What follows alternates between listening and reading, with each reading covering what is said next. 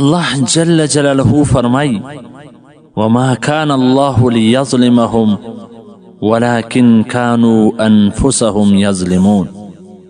الله جل جلاله داسې نه دی چې پر دوی باندې ظلم کوي، خو لیکن دوی پر خپلو ځانونو باندې ظلم پخپله کوي.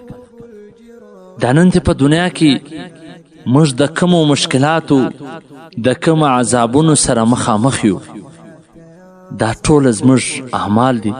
موږ د خپلو ځانونو سره پخپله ظلم کوو.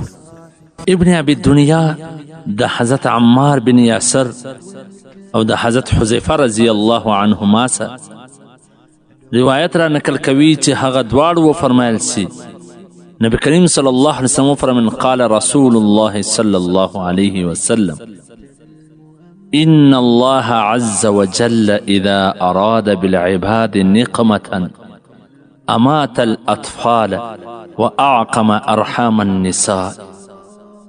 چې الله جل جلاله کله د خپلو بندگانو سه انتقام اخیستل وغواړي نو د هغو کشنیان اولادونه په کثرت سره مړه کېدل شروع سي او د دې زنانوې وچې سي اولادونه نه پیدا کوي. نو نن چې موږ په دنیا کې د مسلمانان اولادونه کشنوټې کشنوټې ګلالي ماشومان په هر کونج کې علالیږي، قتل کیږي، مړه کیږي، دا صرف زموږ اعمال دي چې پر موږ باندې راګرځېدلي دي.